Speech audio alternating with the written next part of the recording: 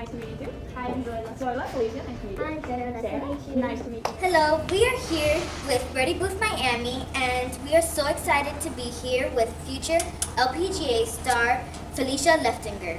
Felicia is a professional golfer from Sweden, currently playing many professional events on Symmetra Tour and attending Q School this year.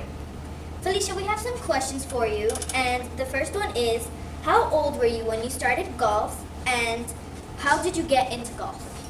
So I started when I was about 5, 6 years old, and it was my dad that took me out. So it became one of those, I came with dad because I got to spend some time with him, and then I realized that, oh well, this is a lot of fun. So then I just kept on playing, and I did some tennis in the meantime and soccer, but at the end of the day I just fell in love with golf. So I've continued ever since. So we know you played college golf, and can you tell us a little bit about that and how it helped you prepare for your career? So we don't really have, you can't really combine school and golf in Sweden. So I knew fairly early that I wanted to go to the US. So before I came here, my goal was that, okay, you know what, I'm gonna get an education, because you never know, I could be hit by a car tomorrow and I may never walk. So I need an education, so I always have a backup plan, but that also gives me 4 years to prepare to become a professional golfer when I'm done with school. So in school I practiced and I studied, and that's kind of what I did for 4 years. So it gave me a lot of practice time. So that was awesome for me. It worked out really good. Good. Now on to Zoila. Hi, Felicia. Hey there. So what's your daily practice routine and how important is working out to you? So I'm gonna start with working out, because if I feel that if I work out, I keep my body happy, in a sense, and I feel like I'm strong, so therefore I can practice even more. So I try to work out 3 to 4 times a week, and then run a little bit as well. But I like to do that in the morning. So before I come to the golf course, I've already done my workout, because if I don't do it in the morning, then I just I go and I wait for it all day, so that doesn't really work out. So I do it in the morning, usually between 6 and 7 or 7 and 8. I have breakfast and all that stuff, and then I come to the golf course and I stand outside and I do wedges for like 2 hours.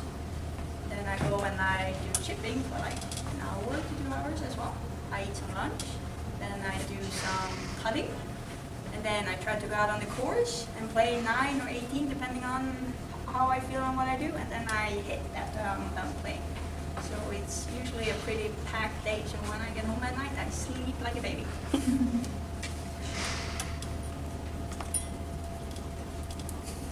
So here at Growth Golf Miami, we like to stay motivated. What is some advice you have for us to stay motivated in golf? To stay motivated, and I think that goes for anything you do, you gotta have fun. Otherwise, there's no point in doing it whatsoever. And sometimes it's fun to go out and make a chipping contest with your friends. Or sometimes it's fun to just stand and try to do a drill that will take you 45 minutes, but just focus on that drill for 45 minutes, and afterwards you feel amazing. So it's one of those where you gotta entertain yourself in a sense. Because if you just stand and hit balls for 4 hours, golf becomes pretty boring. So you gotta do some games, and you gotta do it with friends, and you gotta just keep an open mind to it. You gotta laugh when you're out here. Otherwise, practice doesn't give you anything. So why did you choose to play golf here in the U.S. instead of Europe? So in Sweden, especially where I'm from, you can't combine athletics and academics after high school. You can do it in high school, but you can't do it after that. So to me, it was pretty obvious that, well, if I want to play against good players and I also want a good academic stuff, I have to go to the US, because you guys are the best at it. So to me, that was the stone that I stepped on. So, and it worked out fine. I enjoyed it a lot. Thank you for answering my questions. Now over to Marianne. So how often do you get to go home, and do you miss golfing in Sweden? Well, I miss golfing in Sweden during the summer times, but summer times is usually like April through September, October maybe, then it starts to get a bit chilly. So the summer times, it's absolutely gorgeous over there. But the thing is that when you play golf and you want to do it all year round, you can't really do it in Sweden. So then you gotta be in a warm place. So when you can walk around in shorts and t-shirt in December, it makes it pretty nice. So So, can you tell us some major differences between golfing in Miami and in Sweden? Well, it's a lot hotter, that's for sure. A lot nicer weather. But here, especially in Florida, everything is flat. It's open spaces and nothing really, it's no undulations. We don't see hills or mountains or anything, and in Sweden you will do.